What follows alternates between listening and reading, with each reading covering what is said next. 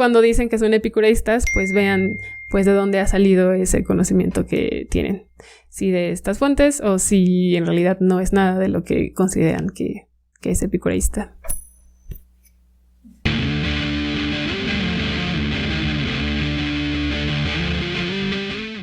Bienvenidos a Meditaciones, a un episodio más de Meditaciones.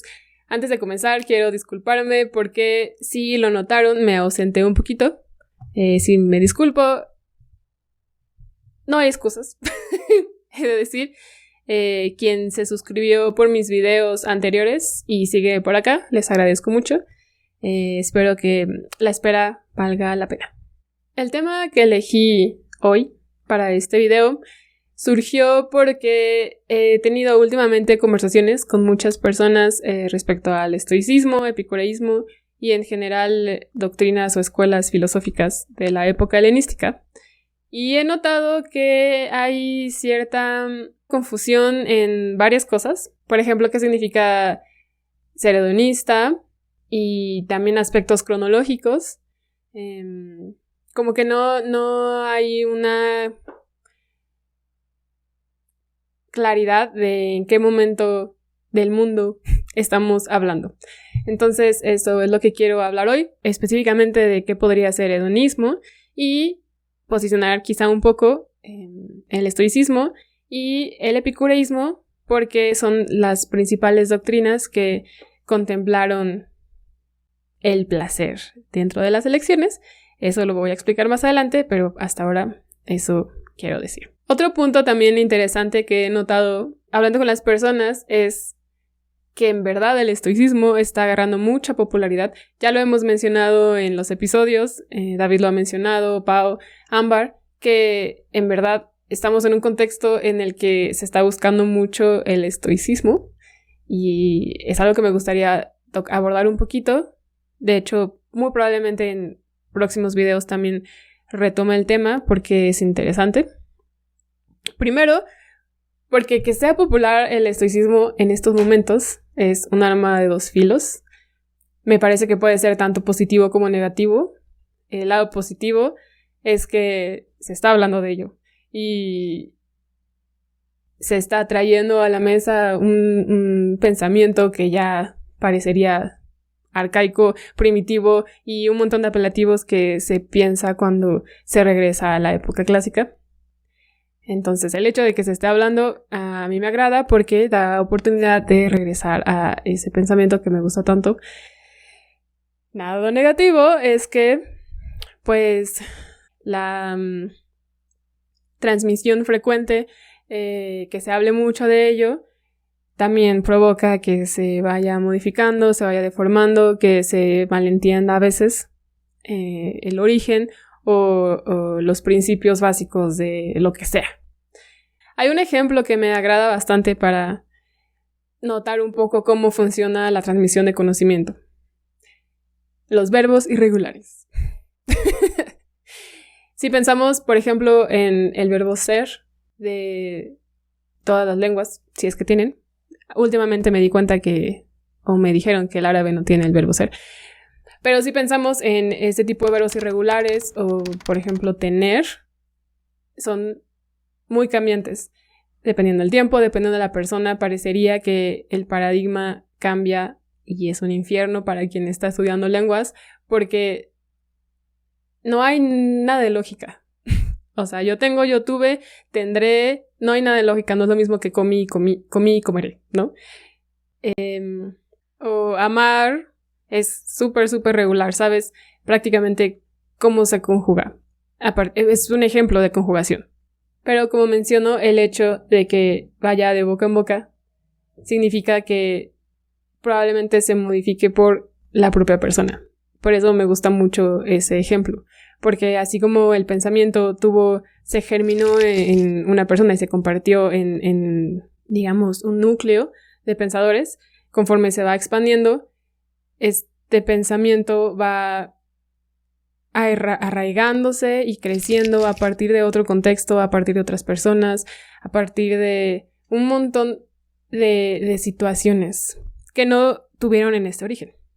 Y ese ejemplo igual es genial, o esa imagen que acabo de hacer porque es un árbol aquí y es un árbol acá, aunque sea el mismo tipo de semilla, ¿no? Va a ser un árbol distinto. Entonces sí, se está conservando el estoicismo, pero ya este estoicismo que se está leyendo ahorita, que incluso me preguntaron por libros de estoicismo actuales, ya no es el mismo estoicismo que se creó en sus orígenes.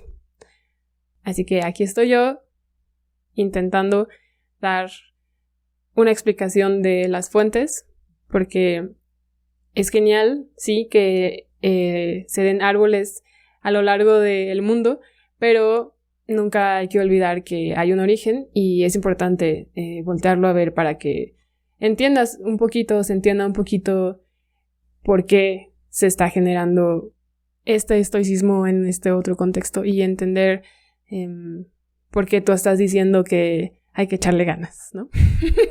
Porque no es solo eso. No quiero decir que sea bueno o malo, no quiero calificar que el estoicismo que se está viendo ahorita sea basura, porque al final, como digo, este otro lado es que se está conservando y da una oportunidad de regresar a las fuentes. Esto que les acabo de explicar, estos árboles en distintas regiones, se entiende como recepción, es decir, recepción de un tema o recepción a escuela filosófica, es decir, ya no estás recibiendo una doctrina de sus orígenes, sino vas a estudiar cómo este pensamiento o esta doctrina se está recibiendo en distintas regiones. Viéndolo de forma positiva, cada momento, cada contexto son áreas de asimilación o áreas de interpretación de una escuela origen. Para mí, por eso a mí me encanta, porque me da la oportunidad de entender nuestro contexto en este momento, por qué se está estudiando el estoicismo y qué elementos del estoicismo se están tomando. Por ahora, lo interesante es que, por supuesto, llama mucho la atención la polémica que se tenía entre estoicismo y epicureísmo. De hecho, en uno de mis videos hubo un comentario donde me dijeron que preferían el epicureísmo porque pues el estoicismo, no sé, es muy rígido o tal, ¿no? Y eso me llamó la atención porque sí se piensa que el epicureísmo es una doctrina totalmente contraria y que peleaba con el estoicismo y que entonces si tú eres estoico, entonces yo soy epicureísta y todo lo que tú dices está totalmente alejado. Y eso me parece muy interesante porque se considera que la doctrina epicureísta es seguidora de el placer por placer.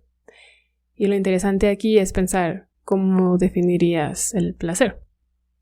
Ok, sí, es una doctrina hedonista, si quieres, porque sienta sus bases éticas a partir del seguimiento del placer, pero de nuevo te tienes que preguntar qué sería placer, ¿no?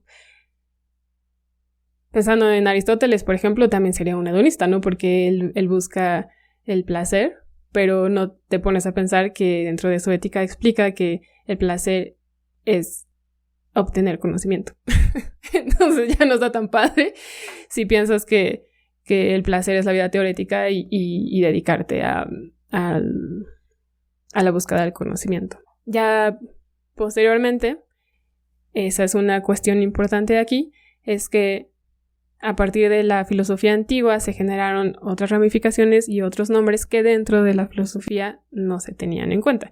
Por ejemplo, el hedonismo, por ejemplo, el empirismo, racionalismo, todas esas etiquetas que se le han dado no estaban propiamente dentro de su concepción o su sistema filosófico. Pero antes, ¿en qué momento histórico se encuentran el epicureísmo y el estoicismo? No estaban con Aristóteles, porque es sencillo pensarlo de esa forma. Yo entiendo que se considere a la filosofía antigua dentro de una amalgama, primero porque ya tiene un montón de tiempo que pasó eso, y segundo porque, y tiene mucho que ver con lo primero, la información que tenemos de esas escuelas es de autores posteriores. O pensando en Aristóteles, por ejemplo, los textos que nos llegaron de él ya pasaron por un montón de filtros de copistas, de personas que se dedicaron a trasladar sus textos de griego a árabe, de árabe a sirio, de sirio a otros idiomas, y luego ya a griego otra vez, a latín, y luego ya nos llegaron a nosotros. Entonces, si se dan cuenta, toda esa información, todo ese conocimiento, pues ya se fue maleando, se fue modificando, si quieren, incluso pensando en que ya pasó de occidente a oriente y de oriente a occidente. Entonces, sí, yo entiendo que se piense que es toda una amalgama. Por eso vamos a ver. Al principio de los tiempos, lo que aún no se considera sistema filosófico como tal son los cosmológicos, o los jónicos, o los presocráticos, que ese es uno de los términos que no encanta, porque, bueno, cuestiones. Luego tenemos a Platón y Aristóteles. Platón fue el primer pensador que consideramos o que se considera que sistematizó un poco más la filosofía, ya no buscó solo los principios o causas, sino fue más allá. Estructuró un poco más la ética, por ejemplo. También estaba Demócrito, que a veces no se habla mucho de él, pero lo recomiendo mucho leer a Demócrito. Tiene un montón de principios muy, muy interesantes que a veces se ve ensombrecido por Platón y sobre todo Aristóteles. Luego tenemos a Aristóteles. No estoy mencionando a Sócrates porque se considera que Platón utilizó a Sócrates como un poco retórica, como un poco personaje, entonces, pero bueno, tenemos Platón, Sócrates, Aristóteles, ¿no? Como esos tres puntos. Y luego tenemos a los buenos muchachos de la época helenística. Me estoy yendo súper rápido solo para que se vean un poco las diferencias, que están por acá los jónicos, luego está ya el intento, la búsqueda de sistematizar un poco, ver más allá de solo lo natural o lo físico, y luego ya un periodo que no surgió como muy importante dentro de la academia. De hecho, se consideraba solo como un momento de transición entre el periodo clásico, que sí es muy importante, como digo, ese momento en el que ya se empieza a estructurar un poco más, y hasta Roma. Entonces aquí había un vacío que en realidad resultó, después de estudiarse, muy, muy importante, que gracias al joven Droysen se le llamó periodo helenístico o época helenística o helenismo. ¿Por qué quedó ensombrecido? Pues porque estaba acá lo clásico griego y lo clásico romano. Y lo hermoso de este momento es que estas dos esferas están aquí, están así. Además de lo que yo siempre digo, de este encuentro cultural entre Grecia y Roma, hubo otro gran cambio dentro del pensamiento en Grecia, que fue la expansión de Alejandro Magno.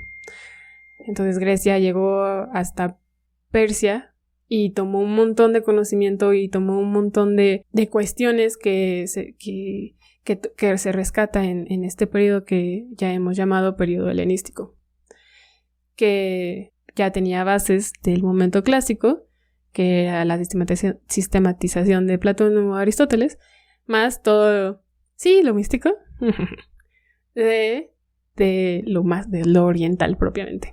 Entonces, si quieren fechas o si quieren ponerse muy estrictos, este periodo fue desde la muerte de Alejandro Magno en el 323 a.C.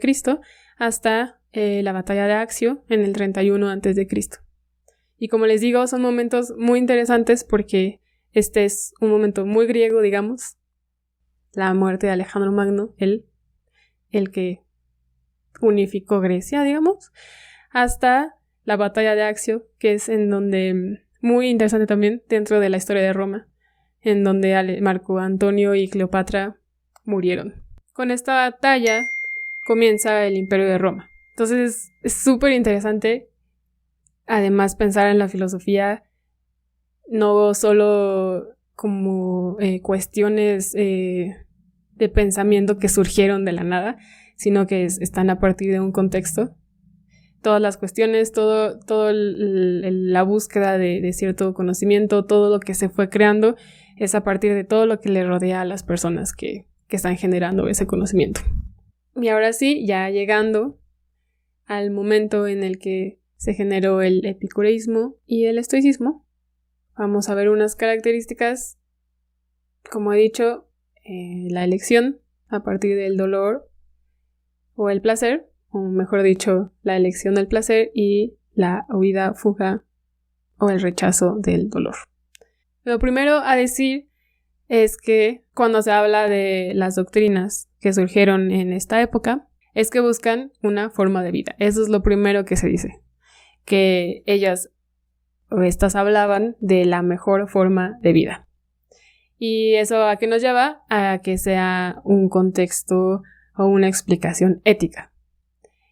Generalmente se dice eso, también se dice que no tenían sistema metafísico, no tenían nada de ontología, era pura ética, ¿no?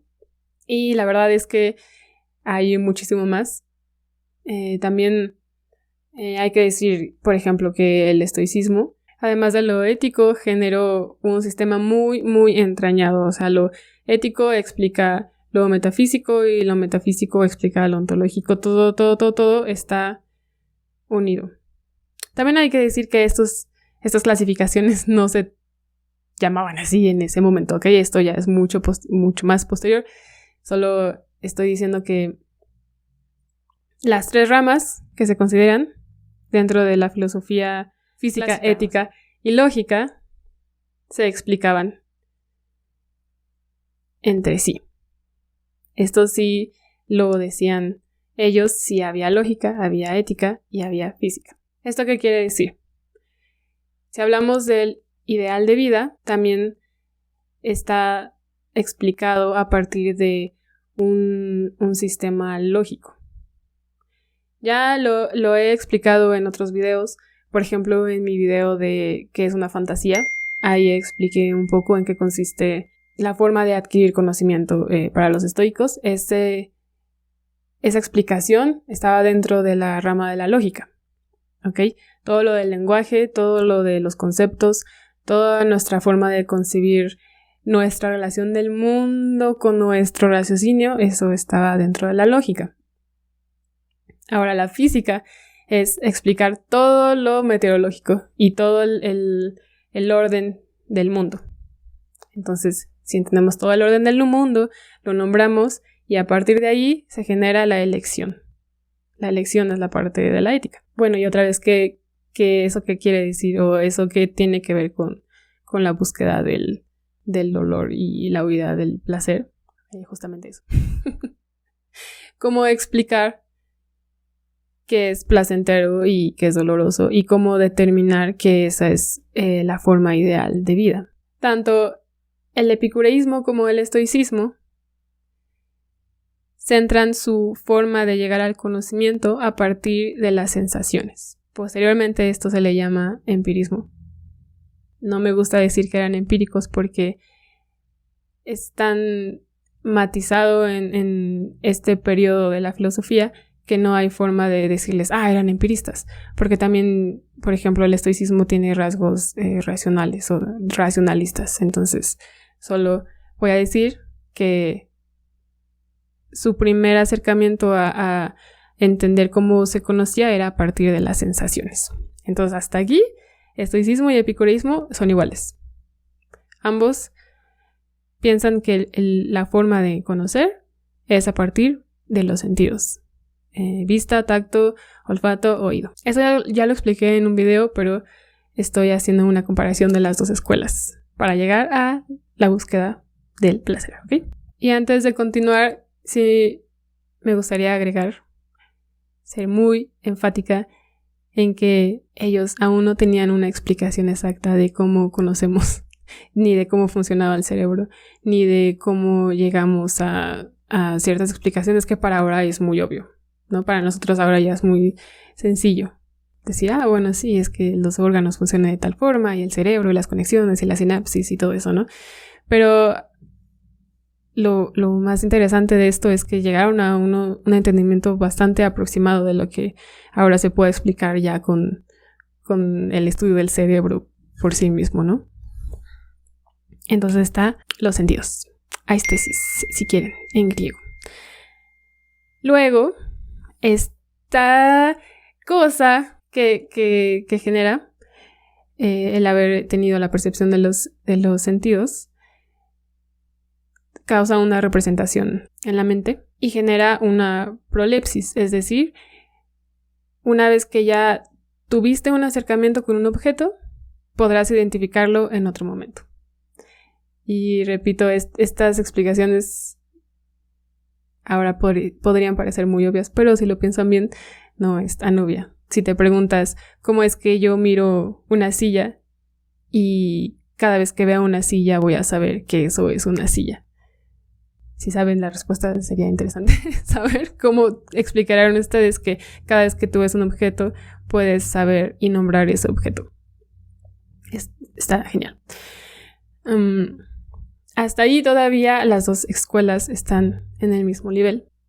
El momento en el que se separan es justo cuando los epicureístas dicen que cada vez que ya he asimilado esos objetos, voy a buscar los que me generen placer, o más bien voy a rechazar los que me generan dolor. No es tanto que buscan el placer, sino que rechazan el dolor.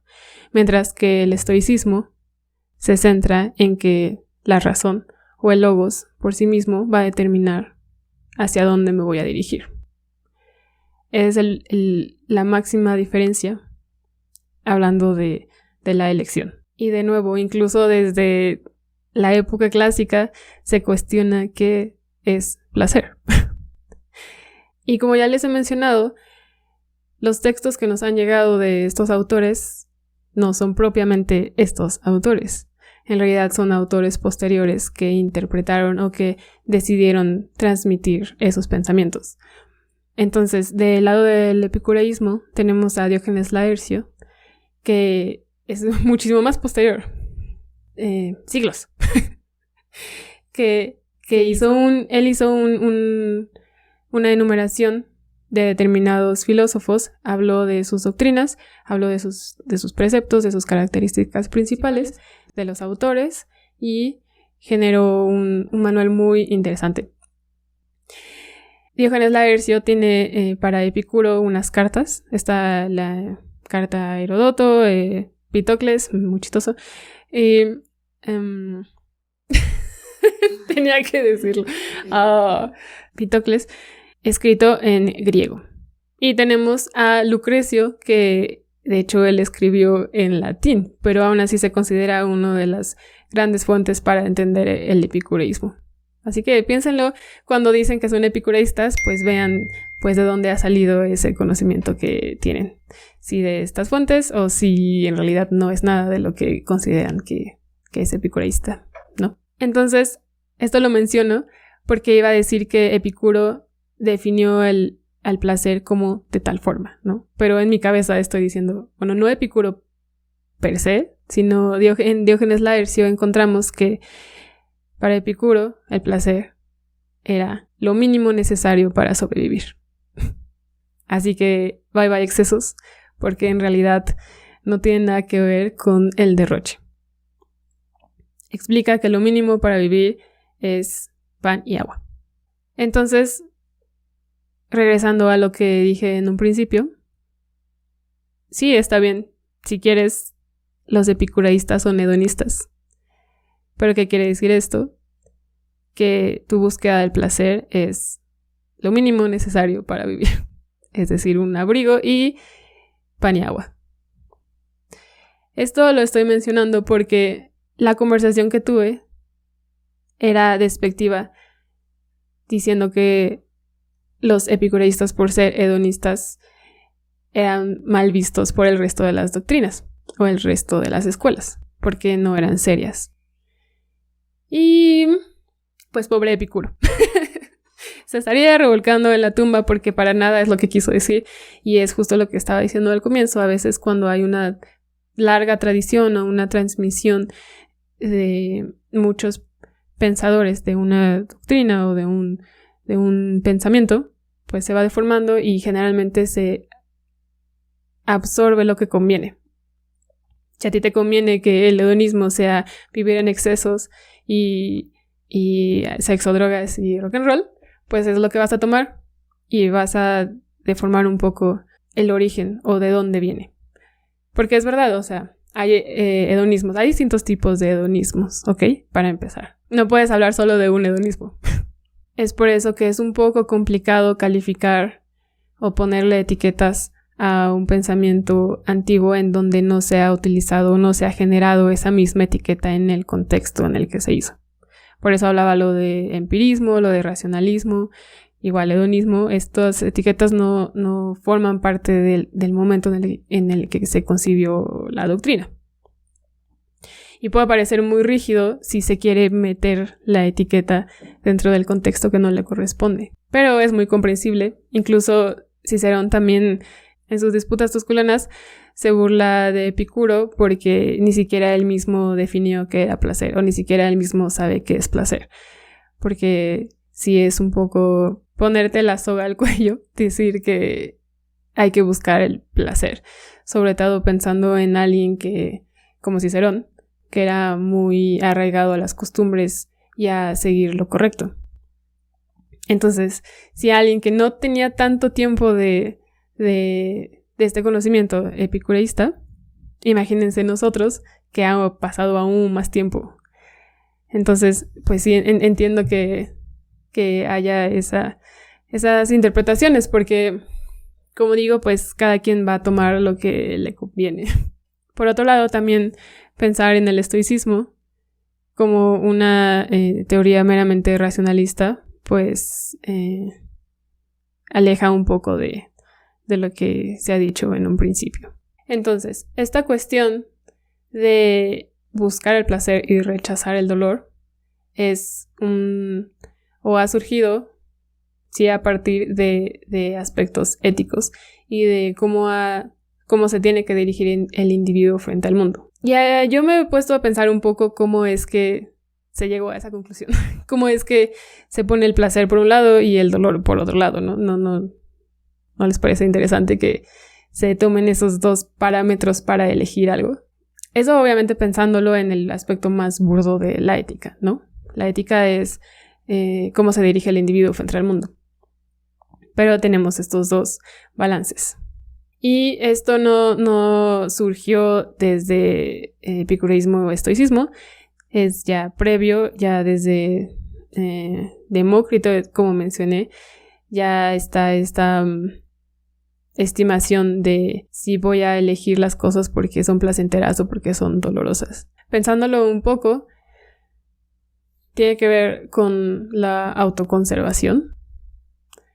Y eso es muy curioso porque justo también hubo una disputa entre las dos escuelas sobre cuál era el primer impulso que tenía el ser humano cuando nacía. ¿Qué hacía? ¿Cuál era su primer acto? Así, pensándolo llanamente. La primera inclinación. Eso podría resolver qué pasaría con el individuo, ¿no? Si va a elegir el placer o si va a elegir el dolor. De nuevo, los epicureístas se fueron por la explicación del placer. Y por eso, repito, se les considera hedonistas. El estoicismo, por el contrario, dijo, no te vas a ir por el placer, sino por la conciencia de ti mismo. Y ahí es un poco también la interpretación que se ha dado ahora sobre la conciencia de ti mismo y la meditación y todas esas interpretaciones del estoicismo.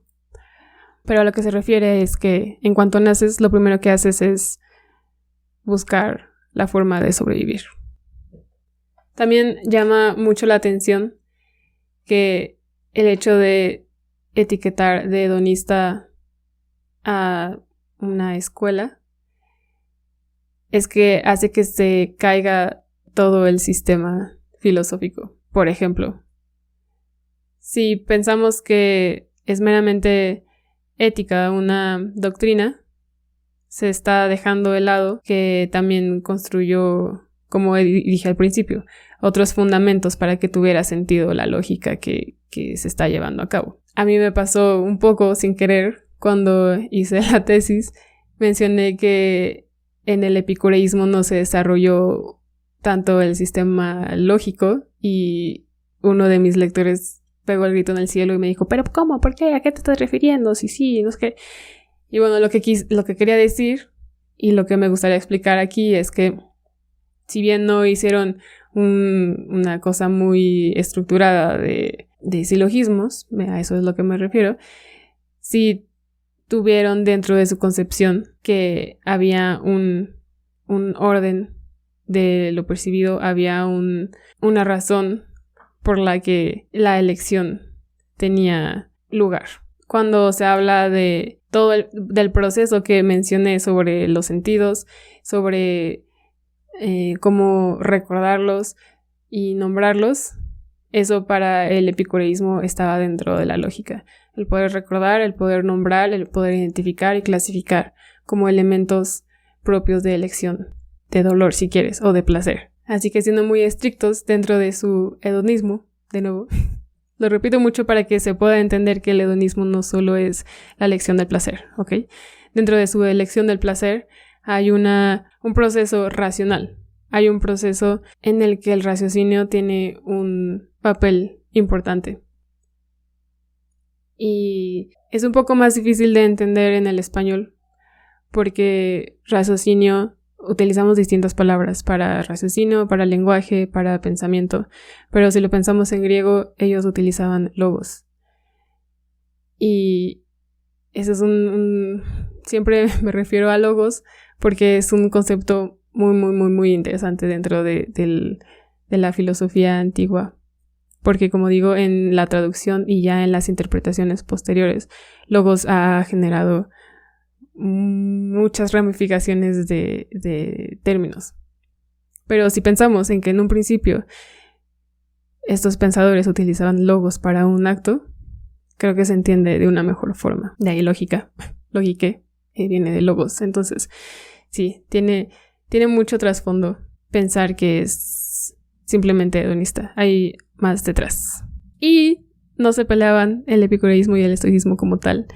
En realidad, es muy curioso que haya peleas y que se quiera picar entre escuelas porque creo que no era tan de esa forma como probablemente ahorita se considere que ciertos filósofos debaten, refutan y hacen contraejemplos y hay toda una serie de fundamentos en contra de otras escuelas.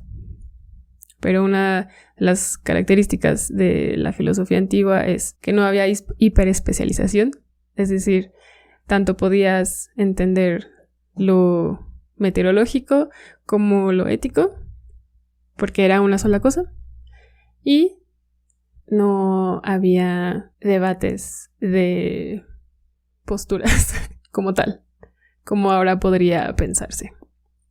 Esa fue mi intención en este video, explicar que hay puntos en donde convergen tanto el epicureísmo como el estoicismo, aunque se consideran escuelas distintas, pero sí hay puntos en donde convergen, y explicar un poco también que el hedonismo va más allá que la mera elección del placer por placer, porque en realidad primero hay que preguntarse qué es placer, y también entender que si bien sí es filosofía antigua, hay distintos periodos, distintos momentos, distintos contextos y hablé muchas cosas al parecer. Y es muy importante, a mí me encanta que se esté hablando de estas doctrinas en este momento, pero hay que entender que cada contexto que aborda esas doctrinas se alimenta del momento, del pensamiento que se tiene en ese momento. Muchas veces muy convenenciero, muchas veces van a desechar lo que no les guste, muchas veces van a interpretar pues con sus propias herramientas, no necesariamente las que se tenían en ese momento de su origen. Yo recomiendo mucho irse a las fuentes. Me encanta que me hayan recomendado autores estoicos actuales. Pero primero, antes de eso, me gustaría que leyeran a sus fuentes, muchachos. Sus fuentes. Para entender qué está pasando, qué se está tomando y qué no. Y si lo quieren tomar o si no. Pero creo que es una buena base para ver si te conviene o no y no solo ir replicando lo que ya está masticado de muchos otros pensadores. Solo para entender el origen, nada más. Si quieres estoicismo moderno, pues está muy bien.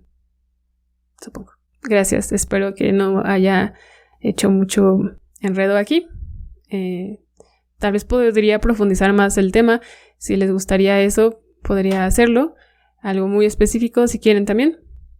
Si hay dudas específicas, también puedo abordarlo. Y gracias por llegar hasta acá.